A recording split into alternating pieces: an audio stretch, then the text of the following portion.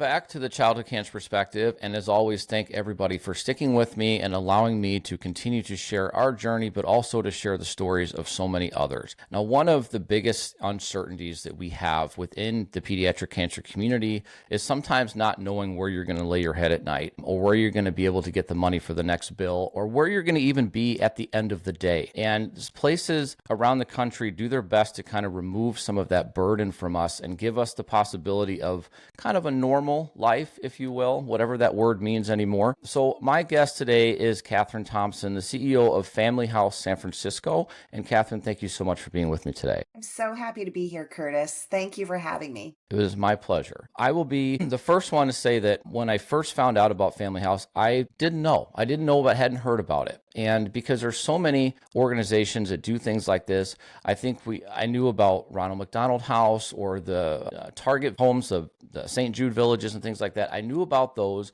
through our organization sending care packages, but I hadn't heard of Family House. But I reached out to a very close friend of ours. They live in California. Their son has been battling neuroblastoma for some time, and he's doing really well now. And I said, do you know anything about Family House? And within 30 seconds, I got a phone call. She said, what do you want to know? Let me tell you about this. And it was the most rave review you're ever going to get. And so I want to hear all about it. I want to hear everything that they do and provide for these families. But first, I want to know a little bit about you, how you got into this space, and what it means to you to, be surrounded or work for these families every day. Well, I'll start with what it means to be around these families every day. It is the privilege of a lifetime. It is a place where you really feel like your purpose and your passion are meeting what the world needs. And I've met the most incredible, courageous people who inspire not only me, but also my 27 fellow staff members and our board and 4,500 volunteers who come to work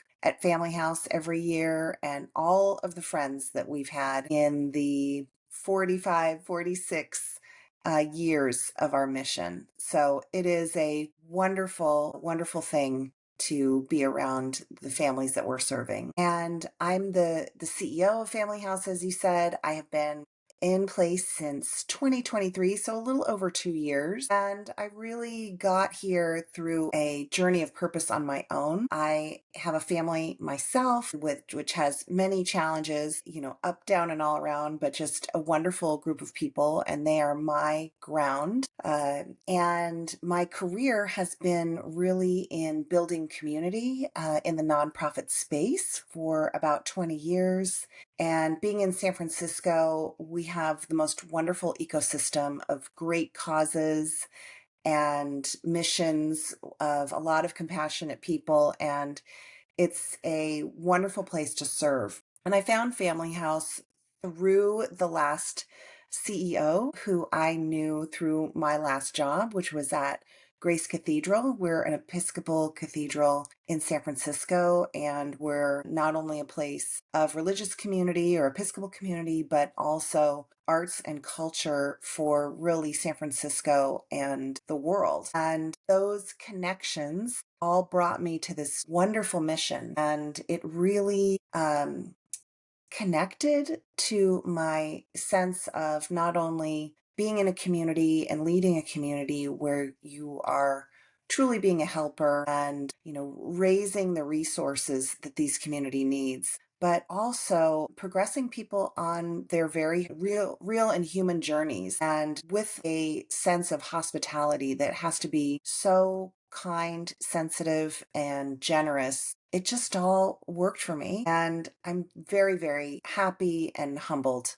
to be at Family House. I truly think it's amazing, because I will say that it takes a special person to be around families in some of their worst times, and to be able to continue to give back and continue to find joy and happiness, or find that silver lining every day, is not something that's easy to do. And when you're in the space like the nonprofit space or pediatric cancer, and then they morph together, and all these families are going through things that nobody should have to, and you have people that are willing to kind of even with their own families that they have to, be with every day and have their own ups and downs, right? Their bills to pay, their worries, their all of that, and you're still able to give back. It takes an incredible person. So I'm just going to say from our family, we live in Wisconsin. We're not anywhere near San Francisco, but I know the families that it's affected. Thank you for what you do and what your team does and what Family House does. Well, thank you. And I appreciate that so much. And I also just want to share that it's really the families at Family House who inspire our work, and they bring out the best in all of us. It's amazing that in the most difficult time of their lives, the way they come into the community can be the most gentle, generous, open, and loving. And it's a wonderful place. So the families are really what's bringing that out. But I appreciate the kind words. And also, Curtis, I want to share with you that I was actually born in Wisconsin, and I love your home state, and I hope everything's good there this morning. It's not too bad. It decided to have summer a couple days ago, and then now we're back down in the 50s. So I don't know what's happening out there, but one of these days we finally got to mow the grass. So That's fantastic. that's a positive. So, we've heard a little bit about it, but why in the beginning, why was Family House created? I think we can kind of, look into all of these different situations. I know with our hospital stays, a lot of times we're in hotels. And because for us, Ronald McDonald House was the closest thing to us, but always full. Not a big place, and it's all done by generous donors and things like that. But sometimes there's just not space for everybody that needs it. So I'm assuming that was a lot of the reason, but why was Family House created, and how many families do you help on a daily basis? Right. So Family House was begun in 1981 by the then head of pediatric oncology at the University of California, San Francisco, UCSF. And his name was Dr. Art Ablin. And he really just had no more patience for his families being in the situation that you described, Curtis, where they didn't have a place to stay. He would find his families, bedside for too long and sleeping in their cars and sleeping in the conference rooms. And he just knew that when the families had a comfortable place to stay, that their children would do better and be better supported. So it was his, a combination of just not wanting that current situation to stand anymore and his inspiration that started things. So he and a small community of his friends bought an apartment building from the Mormon church close to the hospital, and they turned that small apartment building run by volunteers into a place where families could stay. And fast forward to today, we are celebrating 10 years in a new state-of-the-art building. It's modern, it's LEED certified, it's purpose-built, and just a couple of blocks from a new UCSF Children's Hospital in a new area of redevelopment in San Francisco called Mission Bay. And Family House houses 80 families a night, and the purpose-built building is really built for community. So there is private space, but they're not private apartments, Curtis. All of the kitchens are communal, and there are 10 of them for 80, I'm sorry, there are 8 of them for 10, for 8 of them for 80 families. So one for every 10 families, and also other wonderful community space like a meditation room and a toy room, lobby spaces, lounges, laundry rooms, a gym, a music room, an outdoor courtyard. So it's a really comfortable, intentionally built place for families. And sometimes 80 rooms a night is enough. And also, as you said, we wish we could serve absolutely every family who needed the space. Right now, we serve families who are 50 miles and further from Family House, so people who really need an overnight stay in order for their children to be close to them. And it would be very hard to drive 50 miles in the Bay Area overnight. Some people would say it actually is hard to drive 25 miles sometimes. So we wish we could do even more, but it's really for families whose children are being treated for cancer and other life-threatening illnesses, 50 miles and more from Mission Bay, and if you are being treated actively at UCSF. Okay. Well, it honestly is an incredible thing to be able to offer that. I know that, like I said before, being in this 100% and living it every single day when we're doing this with our daughter, you're always searching for what the best way is. And honestly, the best way that you're not going to break the banks trying to, get everything done. Because, for us and I think, well, for everybody, but we personally, it was cancer is not cheap to deal with. And not even if all the medical bills are paid, you still have travel and you still have, jobs that you're losing money on and all of this stuff. And again, that offering to remove that burden and give people a sense of almost security and just relief a little bit, I don't know that you can put a price on it ever. And so that is truly incredible. And, I haven't driven in California. I know how long it takes to go 2 miles in DC or Chicago, and I can get it. If you're trying to put in the time to get somewhere and it's important, I'm glad that they have a place to go. Well, I think, Curtis, when you're really devoted to the families in this space of childhood cancer and childhood illnesses that really limit the lives of children, I think it makes you very creative and generous. And as you alluded to, Family House is 100% free for our families. We don't charge a dime for anything that we offer to families. And as you were describing it, I thought about how you're doing that here. I mean, your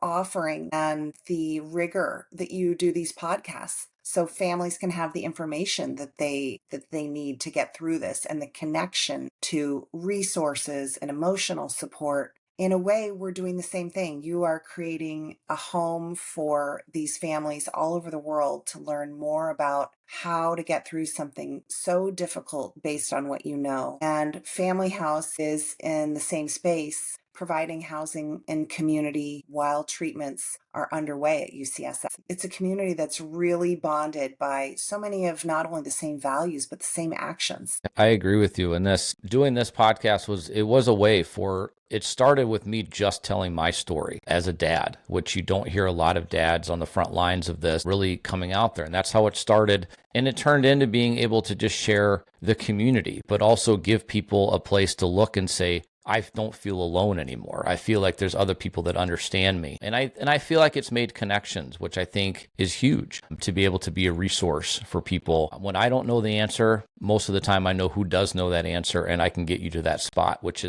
that's a good feeling for me. It's an amazing way to give back. I want to talk about your podcast in a second, because I think if someone's listening today, I want to make sure that they get to the ones that you recommend so they can start becoming more familiar with what you offer. I listened to one last night, and it was just the most wonderful introduction to who you are and what you do. I may have picked the best one. I don't know if you would agree or not. But the same idea was in Dr. Ablin's head in 1981. He really wanted the families in the situation they were going through to not only have the staff and the volunteers as caregivers, but to be able to connect with other families.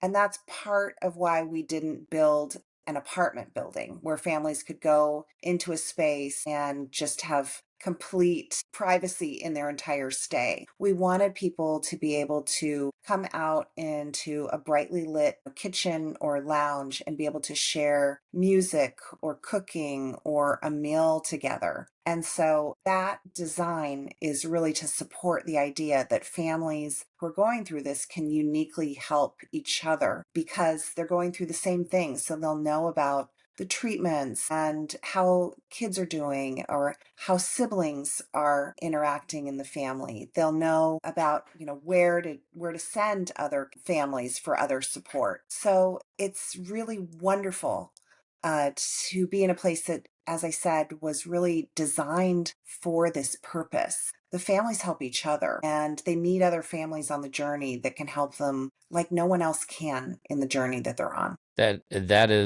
It is the key, I think, to survival in this community, is to have other people surround yourself with people that understand you, but also know that every single second of every conversation doesn't have to be why you're there.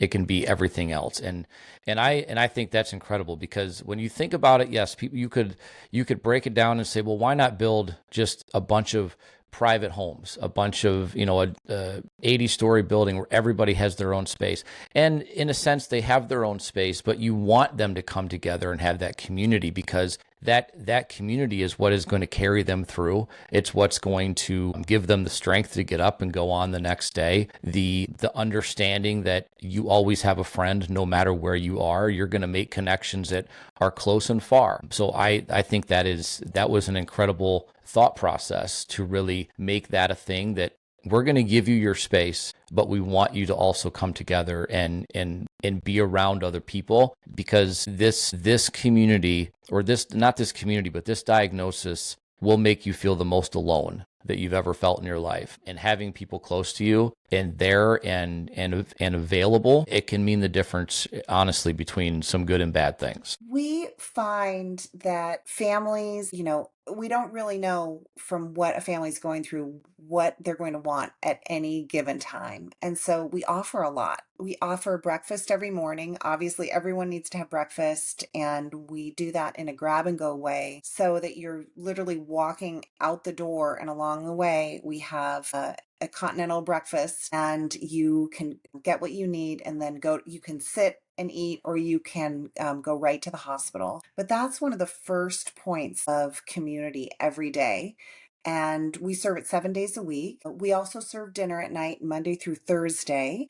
We have programs not quite every night of the week, but many nights a week, so that when families are home from the hospital, there's a way to connect. And that's anything from something we call cookies and conversation, where we bake cookies in one of the kitchens and really just have a hangout space for an hour on Tuesday nights. We have story time, and that's a place, obviously, where we're reading books that are age appropriate for the patients and siblings in the house, but also a lot of times it's just for the parents to sit and be in community with other families. We have crafts often with dinner, so that, someone can make a bead necklace or decorate a cupcake. But all of these programs are really about removing that sense of isolation and bringing good people to other good people, so that they can, if not survive this, maybe even thrive through it. You said the word normal at the beginning of the podcast, which I think is a really important word at Family House. We really are trying to create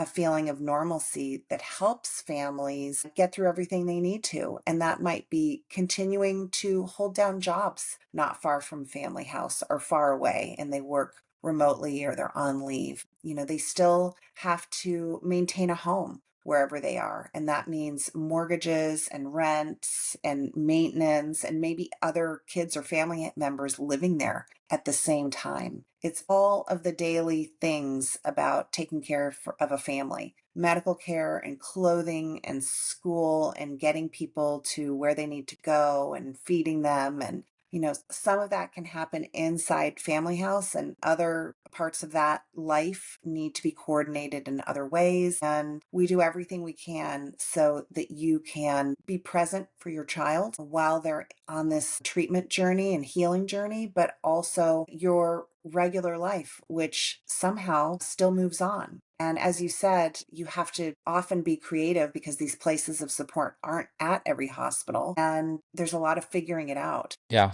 there's normal. Normal is kind of a very vague term, and we don't always know what it means. And trying to find a sense of normalcy, whether you're going through this life, whether you're just diagnosed, whether you're in the unfortunate position like us where we've lost our child, finding that normalcy after the fact is something that you're striving to find. And when you have, again, a group of people or the home that is trying to make it as normal as possible. And as I mentioned earlier, my friends that are in the audience right now, Shelby, her son Strider, they stayed at the home. Joyce, her mother, is also here. They are here and they're typing. They said the reading nights down in the lobby. They mentioned that was something incredible for them, but also not to mention the outside activities. So they're loving the fact that everything was meant to keep them happy, keep them kind of, forget about all the bad stuff for a minute and just be in the moment and not worry so much, and to provide that kind of activity support and just general good humanity to people when they're going through this. It's like I said before, you cannot put a price on it, and it's an incredible thing. So I have I've gotten to know their family really well, and it's to watch them grow, to watch them go through the good times and the bad times, but know that there was a place that could provide so many good memories and actually be a happy place for them is unbelievable. So glad to hear that. And our staff and volunteers do so much to not only make life work at Family House for our families, but to help them celebrate the things that are going to happen while they're there. And that might be a birthday. It might be Mother's Day, which is coming right up. It might be the holidays. And there are so many ways that we try to bring families joy and celebration and connection during their experience. Maybe Strider will talk about the toy room. We have a wonderful toy room that every child gets to visit when they check into Family House. And it was named in honor of our first therapy dog, whose name was Fozzie. So Fozzie's Toy Room is a place you get to visit when you check into Family House, whether you're a patient or a sibling, and you can pick out any toy you want. You get to come back for every month you stay.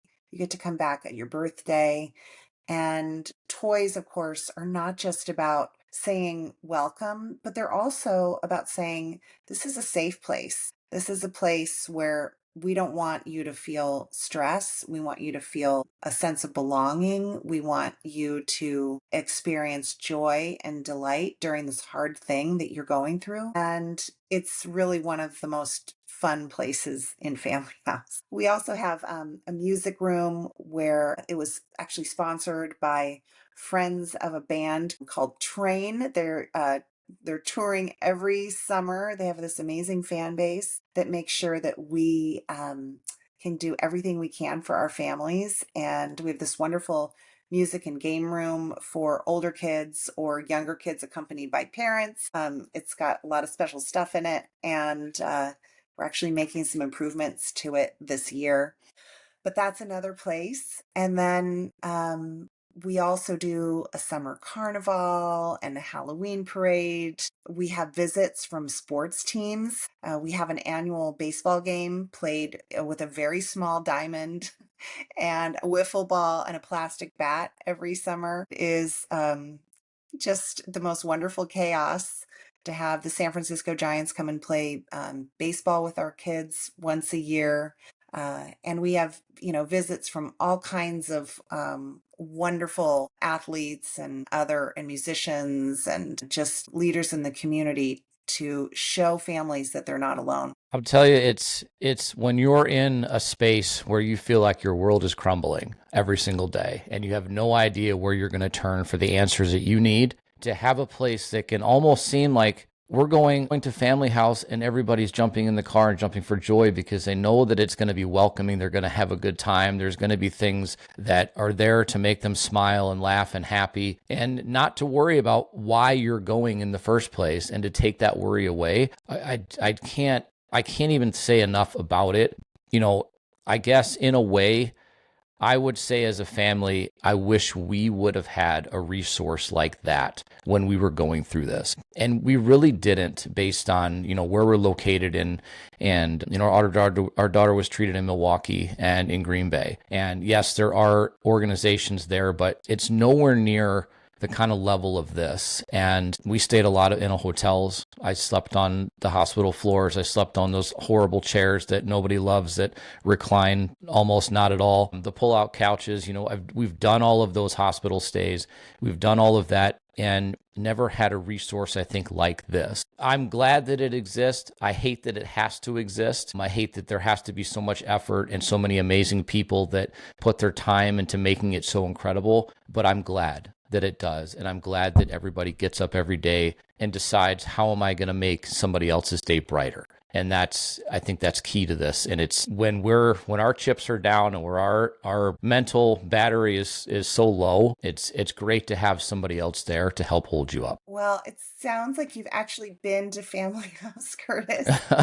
You really have the spirit of it. And I am so grateful that you're an advocate for families all over the world through this podcast, because as you said, families do feel so isolated, and the journeys, as you know, are also not predictable. And, you have one kind of treatment at one juncture and you're going through a completely different journey at another juncture, and the journeys can last for years. And so having this resource and community of Family House is so important, and the constancy of what we offer is important because we want to be with our families during the lifetime of their journeys. So we have a family. They tell their story a lot, but I'm not going to use their names. And they've been with Family House since our inception. So their daughter continues to be treated at the pediatric hospital for cancer and other conditions related to her journey. And they've been with us for about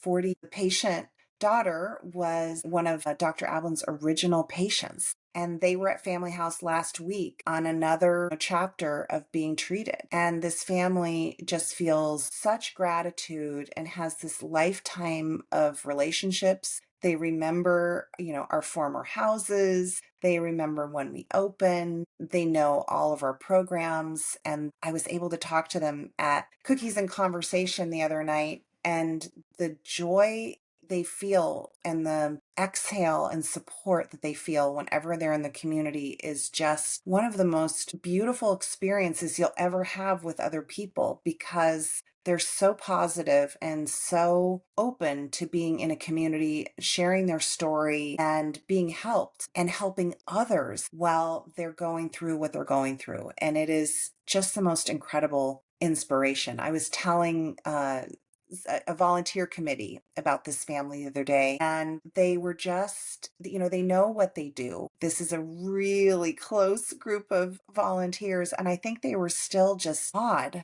by this relationship with this family and the courage of the family and how they come to this community and are integral to it. It's the layers and levels and directions of connection. They're just so wonderful, and we're so happy to do it. Yeah, it's I was when it sounds like I've, kind of been there and stuff, like I had mentioned that I've received rave reviews from this one amazing phone call that I got. And I actually went and kind of looked up, and Strider's story is on the Family House's website as, part of the families that have been there. And something, so a few things that his mom said were, having people that truly care about me and my child and our entire family makes a world of difference while we're going through something so difficult. We've stayed at Family House too many times to count now. It's truly our home away from home. And she mentioned just now that they've been staying there since February of 2022, and they were just there this past February. So I can't say enough about, I love hearing about this. I love hearing about things that I've never heard about, but having such a close connection and getting that rave review about it, it's unbelievable. So I'm so happy to be able to hear more about it today and share it with as many people as possible. And I also know that, these houses that are able to, or these organizations that are able to do this for families, it's not free. It's not free as in it's free for the family. Let's put it that way. But it's not free to do it. It costs money. It takes donors. It takes people behind the scenes that make it work. So, and speaking about that, what does it cost to run the Family House? And what would you say, or is there a specific maybe budget that's like per family, or how much does it cost to have one family there, as much as you can break it down? Sure. We spend a lot of time as an organization making sure that families have all of the resources they need so that we are always 100% free. And where we start is with an annual budget of about $6 million a year. And it's actually kept pretty low because we have so many volunteers and so much of our like our toys. I think we give away 50 toys a week from Fozzie's Toy Room, and they're almost always donated every year. We have a wish list so that we have the right things for the toy room, all the good stuff that kids want. It's actions like that that keep Family House free. We are at about $170 a night to serve a family. And so we've got about 3,000 guests or 3,000 family members, not 3,000 families, but 3,000 people a year that come into Family House. And so the costs are real.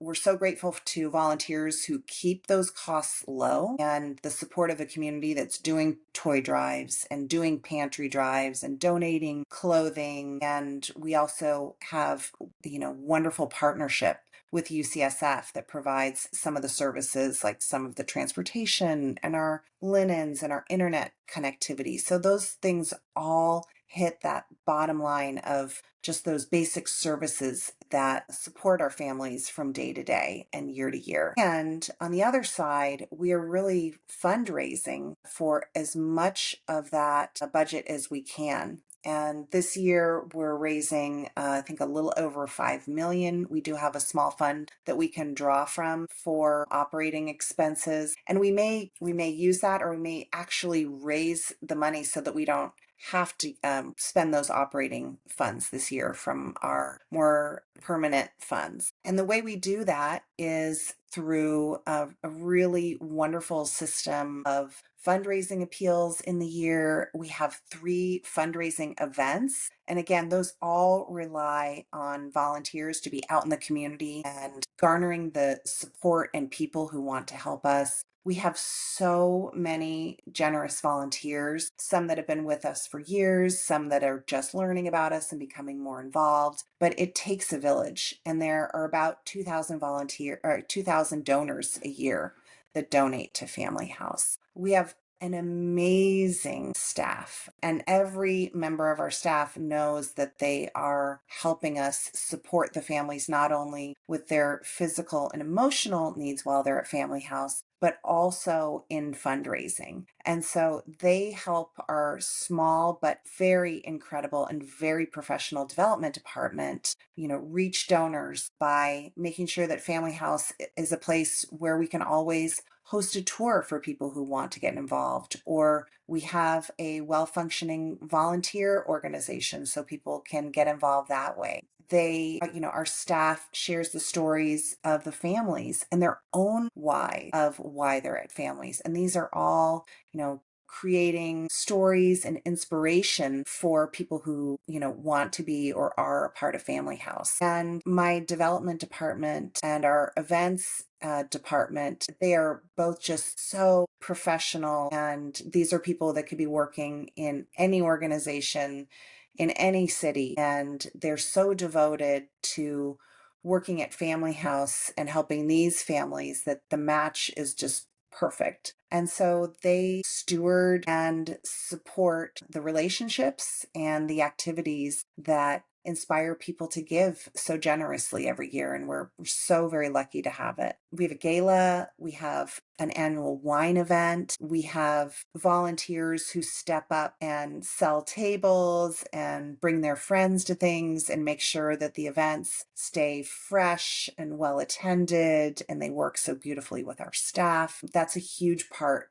of our fundraising engine, and also a way that we make sure that people in San Francisco and around the world know about who we are. We're so lucky that people like you, Curtis, make sure that we're all connected by these different threads so we can tell our story, because the stories of the families and the journeys they're on and how we support them, that is the foundation of how we connect. And to be able to tell our stories in forums like this has a real impact to our bottom line. And this again, the podcast was started as a way for me to tell my story, but it was a way for me to tell my story in an uncensored, unfiltered way, because, social media is where we kind of share a lot of what we've got going on, but they also don't like stories that get raw and real. And this is a way that nobody can tell me what to do or what to say. Mm-hmm. And it can be hard sometimes. It's hard sometimes for me to get through these conversations with families. It's hard for me to share everything about what we do and what we've done and our loss, but it's all part of the legacy. It's all part of keeping that alive and continuing to push it. So this is my outlet. This is my therapy, and being able to share other people's, the goal is that if even it changes one person's mind, then you've done your job. If you've got one person to listen or to visit or to donate, volunteer, anything like that, then you've done well. So that's always going to be the benefit of doing it my way and not allowing anybody else to tell me how to. Before I move, I've got a rave review for Vanessa, PJ, Tyler, and Monica. So let them know how amazing they are, because if they remember their names when they leave the building, then it's hands down, that's something incredible. Well, our hospitality and programming staff is so very special as a team, and there's so many special individuals who work on those teams. They are led by a licensed clinical social worker who has been at Family House for just about a year, and she oversees our hospitality and our programming, and she does a wonderful job. And these teams of people are just so incredible. We have staff that has been with Family House for over 2 decades. There are a handful of these incredible people, and the experience of serving the families is absolutely what drives them. And I'm so grateful that you have a rave review for these incredible people, because they are, in a place where, as you mentioned, they are dealing with a lot of hard things that families go through.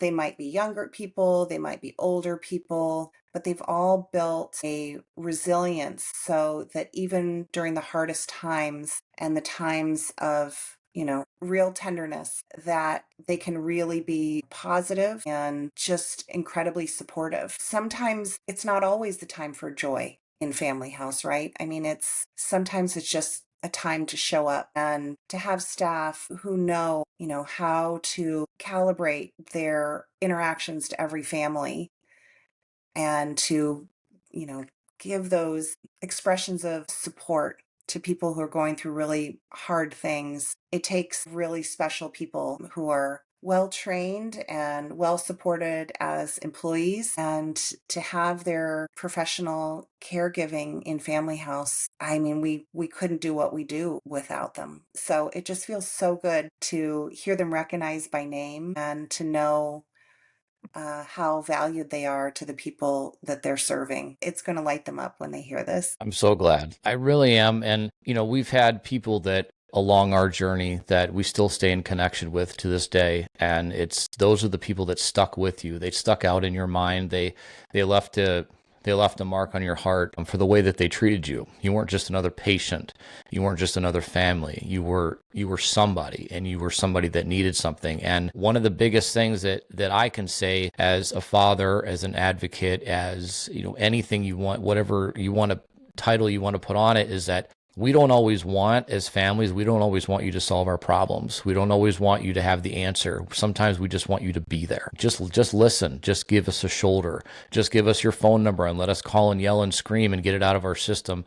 And sometimes that's all you need. So you're right in there. It's not always a time to be joyful or to be happy, and it's okay to have those moments when you just need someone to be there for you. And so it's again, I'm glad that they're able to give those rave reviews. I'm glad that those people stuck out in their minds. I'm sure there's many, many more, and I'm sure they'll type them in there. But when those people stick out in your minds and they leave a mark on your heart, they leave a mark on that story, and the children remember them, then it truly is something to say about people that show up that, for lack of a better way to put it, don't have to. And they do. They choose to.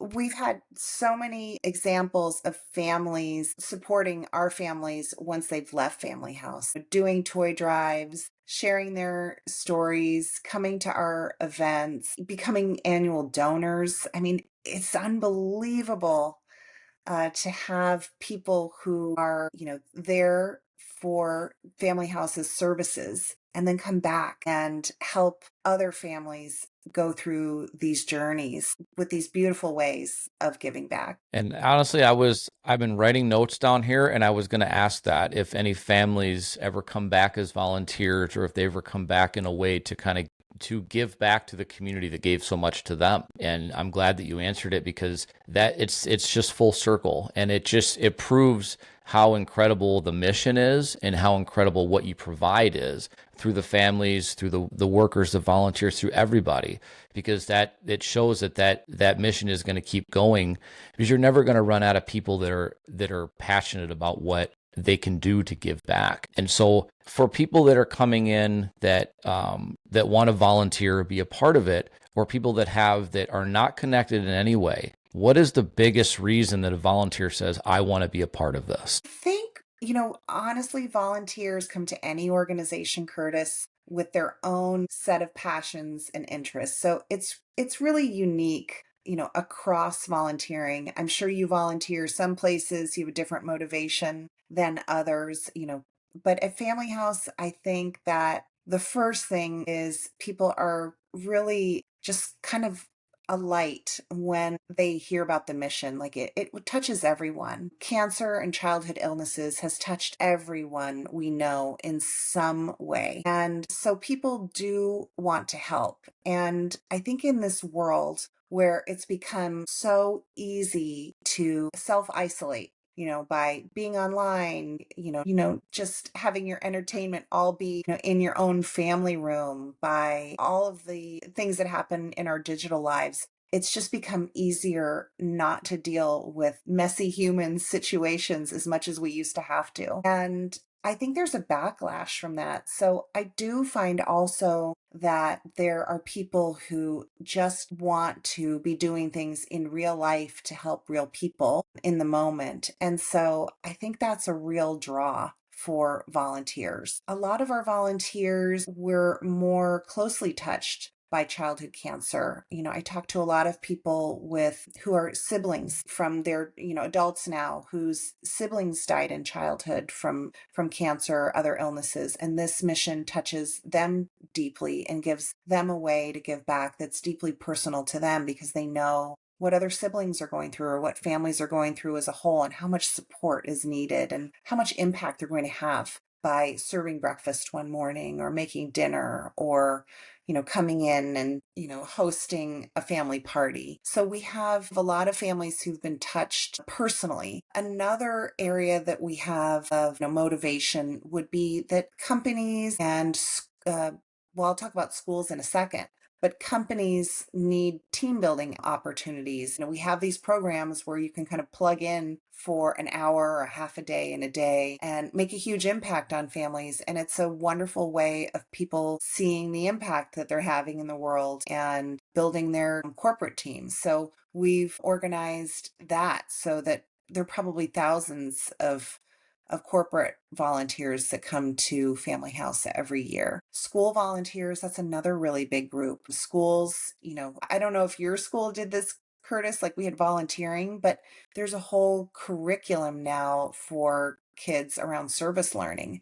And so we accommodate and make real service learning for nearby schools. So a lot of kids come with their parents. That's how it starts. We have a volunteer now. We have so many different flavors of volunteers, and you don't really know the motivation. But we have this incredible, everyone at Family House is amazing. So I use those words so often. I'm listening to myself talk. I'm like, how many times have I said incredible and amazing in this podcast? But those are the people showing up at Family House. And this volunteer we have is a junior in high school. He's been volunteering with us since he was a freshman.